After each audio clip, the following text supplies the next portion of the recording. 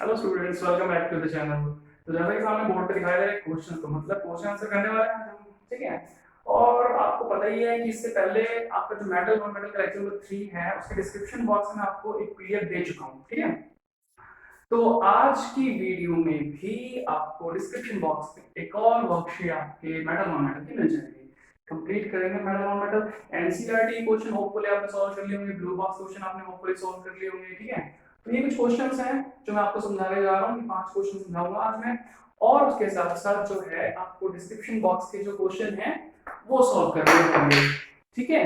तो अब जैसे ये क्वेश्चंस हैं, इनमें से कुछ क्वेश्चन आपको आते भी होंगे। जैसे कि आपका पहला क्वेश्चन है कि right electron dot structure of chlorine and calcium. देखो क्लोरीन और कैल्शियम जो है उनका इलेक्ट्रॉन डॉट स्ट्रक्चर बनाना है और फॉर्मेशन शो करनी है कैल्शियम क्लोराइड की।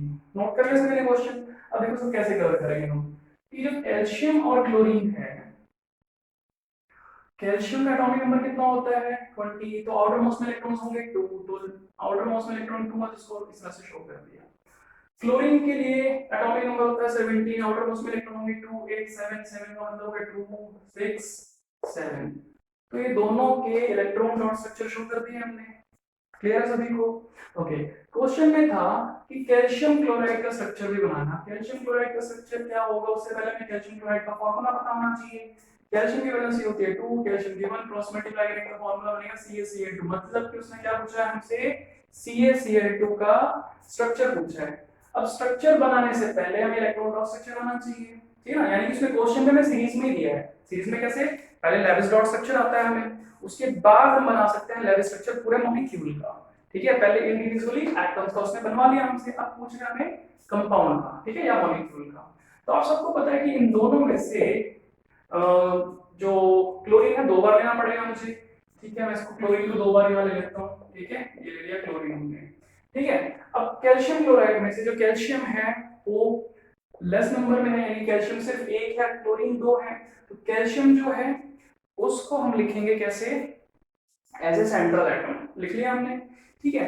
अब आपको मैंने बताया हुआ है कि सराउंडिंग एलिमेंट जो होते हैं उनकी वैलेंसी को पूरा करोगे, ठीक है। क्योंकि जो सेंट्रल एलिमेंट होता है उसके साइज की वजह से उसकी वैलेंसी को वो वेरिएबल शो करता है, यही उसका जो ऑक्सीडेशन नंबर है उसको वो वेरिएबली शो करता है। ऑक्सीडेशन नंबर का मतलब होता है जो उसके पास चार्ज है। चार्ज का मतलब जैसे कि एल्यूमिनियम पे 3 पॉजिटिव चार्ज है, उसका ऑक्सीडेशन नंबर कितना होगा 3 +3, ठीक है। नाइट्रोजन पे 3 नेगेटिव चार्ज, उसका कितना ऑक्सीडेशन स्टेट हो गया -3, ठीक है। जिंक पे अगर मैं +2 लिखता हूं तो जिंक का ऑक्सीडेशन स्टेट कितना हो गया +2, इस तरह से, ठीक है। जो ऑक्सीडेशन स्टेट है किस पे डिपेंड करता है, वो साइज पे। तो आपको सराउंडिंग एलिमेंट की वैलेंसी पूरी करनी है। कैल्शियम क्लोरीन की वैलेंसी है 1, तो आप इसको इस तरह से दिखा दोगे। इस क्लोरीन की वैलेंसी 1 है तो आप इसको इस तरह से दिखा दोगे। क्लियर हो गया? नाउ मैं इसको इस तरह से भी दिखा सकता हूं, इस टाइप से, ये और एक ये। क्लियर है? तो 2 बॉन्ड बनेंगे यहाँ पर इस तरह से, 2 बॉन्ड बनेंगे कैल्शियम क्लोराइड के बीच में। तो फर्स्ट का ए पार्ट हमने कवर कर लिया। अब इसने कहा कि identify the nature of the compound. अब इस कंपाउंड का नेचर हमें आइडेंटिफाई करना है। कैसे करेंगे? हमें पता है कि जो कैल्शियम था उसका आउटर मोस्ट में था इलेक्ट्रॉन 2, तो क्लोरीन ने 2 इलेक्ट्रॉन्स ले लिए, किसने ले लिया, किसने ले लिया। तो इलेक्ट्रॉन किस तरह से लिए इसने, इसके पास कॉन्फ़िगरेशन था 2 8 7, इसके पास था 2 8 7, क्योंकि सेम है, एक इलेक्ट्रॉन ये ले लेगा, इलेक्ट्रॉन ये ले लेगा। तो कंप्लीट ट्रांसफर ऑफ इलेक्ट्रॉन्स यहां चल रहा है। कैसा ट्रांसफर चल रहा है, कंप्लीट ट्रांसफर। तो इसकी वजह से जो फॉर्मेशन होगा कंपाउंड बॉन्ड का वो होगा आयनिक बॉन्ड। आयनिक बॉन्ड बन रहा है तो कंपाउंड का नेचर क्या हो जाएगा, आयनिक कंपाउंड, ठीक है। तो कंपाउंड का नेचर भी हमने बता दिया, ठीक है। अब उसके बाद थर्ड क्वेश्चन कह रहा है इसकी फिजिकल प्रॉपर्टी, कुल मिलाकर के किसकी प्रॉपर्टी पूछ रहा है, आयनिक कंपाउंड की। तो आप अच्छे से कर सकते हो, ये हाई मेल्टिंग पॉइंट होता है, ठीक है, और ये कंडक्टर्स नहीं होंगे, मतलब कि इलेक्ट्रिकल कंडक्टर्स नहीं होते सॉलिड स्टेट में, लिक्विड स्टेट में कंडक्टिविटी शो करते हैं अच्छे से, ठीक है। तो ये सब आप कवर कर लोगे। उसके बाद सेकंड क्वेश्चन है what is cinnabar, how is metal extracted from the cinnabar. अब देखो ये जो क्वेश्चन है सिनेवर क्या होता है, इसके लिए आपको मैंने बोला था कि आपको याद होना चाहिए ओर की टेबल, क्योंकि वो पेपर पूछ ही जाते हैं, क्वेश्चन सिर्फ यही खत्म कर दें तो ये 1 मार्क में खत्म हो जाएगा। लेकिन इसने आगे भी पूछा तो हो सकता है, मतलब कि हो सकता है मतलब इसके मार्क्स बढ़ गए हैं कुल मिलाकर, ठीक है। 2 मार्क्स के क्वेश्चन बनाते हैं। अब जो silver sorry mercury mercury sulphide है जिसको हम सिनेवादी कह देते हैं, उसमें से मरकरी यानी कि मेटल कैसे निकाला जाएगा। देखो इसके लिए मैंने बताया था कि जो मरकरी काफी काफी काफी लो रिएक्टिव होता है, अब HDS को अगर मैं ऑक्सीजन के साथ हीट करता हूँ, ये करवा चुका हूँ पहले के लेक्चर में, कि अगर मैं इसको हीट करता हूँ, कि मैं लास्ट 2 लेक्चर जो है हमारे मेटल नॉन मेटल के, वो मेटलर्जी के ऊपर बेस्ड ही है। तो मेटलर्जी के क्वेश्चन कवर करने के लिए वो वीडियो आपको देखने जरूरी है, मतलब कि कंसेप्ट आने आपको जरूरी है, ठीक है।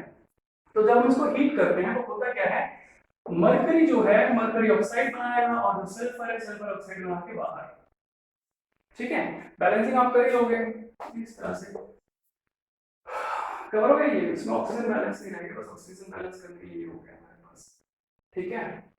कवर हो जाएगा ये। सल्फर हमारे इसमें सल्फर इसमें 2 हो गए तो 2 से मल्टीप्लाई करना पड़ेगा, ठीक है। तो ऑक्सीजन भी बढ़ गया हमारे, ऑक्सीजन हो गए हमारे, देखो मरकरी हमें 2, यहाँ 2, ऑक्सीजन को बाद में देखते हैं, सल्फर देख लेते हैं 2 है यहाँ पे, ऑक्सीजन देखो 2 6 का मतलब यहाँ पे 3, ये रेशियो हमें लेना पड़ेगा, ठीक है। तो ये हमारा रेशियो में बैलेंस हो गया। अब मरकरी सल्फाइड को मरकरी ऑक्साइड में कन्वर्ट कर दिया। मरकरी ऑक्साइड जो हमने बनाया है उसको हमें सिर्फ और सिर्फ हीट करना है, और फर्दर हीट करेंगे, और हीट करेंगे तो हमें देखने को मिलेगा कि मरकरी जो है फ्री हो जाएगा, ठीक है। साथ में ऑक्सीजन जो है वो फ्री हो जाएगा O2 की फॉर्म में, ये बात। और मरकरी हमें किस फॉर्म में मिल जाएगा, लिक्विड फॉर्म में, ठीक है। तो ये ऑलरेडी रिएक्शन में करवा चुका हूँ। तो सिनेमा क्या होता है, मेटल गैस एक्सट्रैक्ट होगा, ये कवर हो गया, ठीक है। जो पिछला क्वेश्चन था हमारा कैल्शियम क्लोराइड का, वो अदर कंपाउंड के बेसिस पे भी पूछ सकते हैं, जैसे कि सोडियम ऑक्साइड का बताओ, सोडियम और ऑक्सीजन का इलेक्ट्रॉन लॉस स्ट्रक्चर लिखो, Na2O का फॉर्मेशन लिखो, नेचर ऑफ कंपाउंड बताओ, वगैरह वगैरह। नाइट्रोजन और हाइड्रोजन का लिखो, और इनके साथ जो कंपाउंड अमोनिया बनेगा उसका इलेक्ट्रॉन लॉस स्ट्रक्चर बताओ, नेचर बताओ, प्रॉपर्टी बताओ, इस तरह के क्वेश्चन बन सकते हैं कई सारे। सेम बार के लिए की जगह पे पूछ ले कि जिंक ब्लेंडिंग क्या होता है, ZnS क्या होता है, ठीक है। मेटल कैसे निकालेंगे, अब जिंक सल्फाइड में से मेटल कैसे निकालेंगे, suppose question what is cinnabar की जगह होता व्हाट इज जिंक ब्लेंडेड, तो कैसे करते हैं इसको, and how is metal extracted from zinc blended, तो कैसे करते हैं इसको, जिंक ब्लेंडेड। तो सबसे पहली बात तो ये ना बेटा, जिंक ब्लेंडेड का मतलब ही पता होना चाहिए हमें, जिंक सल्फाइड, ठीक है। अब जिंक सल्फाइड का पता है, यहाँ पे तो इतने क्वेश्चन का आंसर लिख दिया, इसके आंसर मिल गए। मेटल कैसे एक्सट्रैक्ट करेंगे, अब आपको बता रखा है कि जिंक सल्फाइड, सल्फर जहां आ गया वहां पे कौन सी प्रोसेस होगी, पहले नंबर पे ग्राइंडिंग क्रशिंग करनी है, ठीक है। फ्रॉथ फ्लोटेशन सिलेबस में है, इसको रहने देंगे, ठीक है। उसके बाद जो है सल्फाइड ओर्स जो होते हैं उसके साथ क्या किया जाता है, कैल्सिनेशन या रोस्टिंग, बताया हुआ है कि सल्फाइड ओर के साथ रोस्टिंग होगी, तो सबसे पहले लिखेंगे रोस्टिंग, ठीक है। और उसके बाद रोस्टिंग होने के बाद आप सभी को पता है कि स्मेल्टिंग होती है, ठीक है। इसके रिएक्शन शो कर दो कि जिंक सल्फाइड जो है साथ में ऑक्सीजन कर दिया, हीट कर दिया, जिंक ऑक्साइड बना के साथ में सल्फर डाइऑक्साइड बन गया। इस प्रोसेस को रोस्टिंग कहेंगे। जिंक ऑक्साइड जो बनाया उसमें कार्बन बढ़ा के हीट कर दोगे तो क्या बनेगा, सिंपल जिंक प्लस O2, मतलब sorry CO, carbon oxygen CO, carbon monoxide बन जाएगा। तो ये भी बड़ी जल्दी से मैंने रिएक्शन लिख दी क्योंकि पहले करवा रखी है, ये क्या हो गया, रोस्टिंग का। तो इस तरह से क्वेश्चन कवर कर लोगे ये, ठीक है। तो क्वेश्चन का तरीका बदल, मतलब कि क्वेश्चन में जो थिंग्स हैं यानी कि कंपाउंड वो बदल सकते हैं, बाकी क्वेश्चन से ही नहीं रहना है, ठीक है। ये क्वेश्चन समझ में आ गया। क्वेश्चन नंबर 3, क्वेश्चन नंबर 4 जो है, सॉरी 2 ही क्वेश्चन किए हैं। क्वेश्चन नंबर 3 जो है ये कहता है कि कोई एक ओर है, ठीक है, कोई एक ओर है जिसको डाइल्यूट HCl एसिड के साथ हम रिएक्शन अगर करवाते हैं तो ब्रिस्क एफरवेसेंस आ रहा है। ब्रिस्क एफरवेसेंस आने का क्या मतलब है, पहले इसका मतलब समझो। जो ब्रिस्क एफरवेसेंस होता है इसका क्या मतलब होता है, इसका मतलब होता है रैपिड या विग्रस एवोल्यूशन ऑफ गैस। जब किसी केमिकल रिएक्शन में गैस बहुत जल्दी से एकदम से बबल्स के साथ बाहर आती है, ठीक है ना, बहुत जल्दी से, ठीक है, तो उसको ब्रिस्क एफरवेसेंस कहा जाता है, समझना ये बात। और ऐसा कौन करते हैं, कार्बोनेटेड ओर, कौन करते हैं, कार्बोनेटेड ओर, ये याद रखोगे क्योंकि कार्बोनेटेड ओर में कार्बन डाइऑक्साइड गैस बनेगा, वही ब्रिस्क एफरवेसेंस के साथ निकलेगा या रैपिड या विग्रस एवोल्यूशन के साथ निकलेगा, समझना ये बात। तो ओर की आइडेंटिफिकेशन तो होगी हमारे किसी वर्ड के साथ, ठीक है। अब इसने क्या कहा है कि what type of ore is this, यानी कार्बोनेटेड हो गया ये, तो what steps will require to obtain metal from enriched ore। Question number 2 की तरह ही हो गया ना ये। क्वेश्चन नंबर 2 में सिनेबार करवाया मैंने और जिंक ब्लेंडेड, जिंक ब्लेंडेड में क्या था, रोस्टिंग हुई है और स्मेल्टिंग हुई है। ये कार्बोनेटेड ओर है, और कार्बोनेटेड ओर को कैसे ट्रीट किया जाता है ये आप अच्छे से जानते हो। कार्बोनेटेड ओर को हम कैल्साइन करते हैं, कैल्सिनेशन करते हैं। जैसे कि मान लो मैं कैल्शियम कार्बोनेट ले लेता हूं, ठीक है, इसको without presence of oxygen heat करेंगे तो कैल्शियम ऑक्साइड और कार्बन डाइऑक्साइड में बाहर निकलेगा। तो ये कार्बन डाइऑक्साइड तो विग्रस रिलीज के साथ निकल जाएगा, ठीक है। और फिर जो है कैल्शियम ऑक्साइड को हम कार्बन के साथ हीट करेंगे, कैल्शियम फ्री कार्बन मोनोऑक्साइड बाहर, हमें इस तरह से कैल्शियम मिल जाएगा। तो ये दो स्टेप में कौन कौन से कैल्सिनेशन और रोस्टिंग के साथ हमें चीज मिल जाएगी। तो क्लियर हो गया क्वेश्चन भी। उसके बाद नेक्स्ट है ग्रीन लेयर को ग्रेजुअली फॉर्म करने इसको रियलाइज करते हैं, ठीक है। ज्यादा क्वेश्चन लिखे हुए एक जैसे थोड़ा सा पजल करते हैं। अब पढ़ दिया इसको, पढ़ना इजी हो गया, ठीक है। तो क्वेश्चन है कि ग्रीन लेयर की कोटिंग हो जाती है कॉपर के ऊपर, यहीं पे क्वेश्चन समझ में आ गया है। कॉपर में ग्रीन लेयर आने का मतलब उसके कोरोजन हो गया, रस्टिंग हो गई, सॉरी रस्टिंग आयरन के केस में था, कोरोजन हो गया। फर्स्ट चैप्टर में हमने पढ़ा है इसको। तो कोरोजन की वजह से कॉपर का कोरोजन होता तो कैसी कलर की लेयर आती है, ग्रीन कलर की, वही तो कह रहा है ये, ठीक है। Expose to air for a week in bathroom, bathroom का मतलब तो ये हो गया कि वहां पे बहुत सारा मॉइस्चर होता है, और मॉइस्चर और ऑक्सीजन की प्रेजेंस में सीधी सी बात है कि कॉपर बहुत जल्दी से कोरोजन हो जाएगा, ठीक है। तो इसका आंसर तो मतलब बिना लिखे समझ में आ सकता हो जाएगा ये। तो आप इसमें क्वेश्चन या मतलब ये याद रखोगे कि कौन से मटेरियल पे किस तरह की लेयर, किस तरह के कलर का लेयर चढ़ रहा है, ठीक है। ओके, लास्ट क्वेश्चन है कि दो रीजन में बताने हैं इस फैक्ट पे कि सल्फर नॉन मेटल है। पहले तो सल्फर नॉन मेटल की बात करते हैं। ये जो सल्फर है, सल्फर इज नॉन मेटल। अब सल्फर नॉन मेटल है तो इसके बारे में हमें दो रीजन लिखने हैं। ये फिजिकल बेसिस पे लिख देता हूं मैं, और ये केमिकल बेसिस पे। बड़ा आसान है यार, देखो सल्फर जो है फिजिकल बेसिस पे हम लिख दो कि वेरिएबल नहीं है, ऑब्वियसली नहीं है, वो फिजिकल प्रॉपर्टी हो गया, डक्टाइल नहीं है, सोनरस नहीं है, कुछ भी लिख सकते हो उसमें से, हालांकि एक ही लिखना है। केमिकल प्रॉपर्टी के बेस पे क्या लिख सकते हो, ये बड़ा इजी होता है।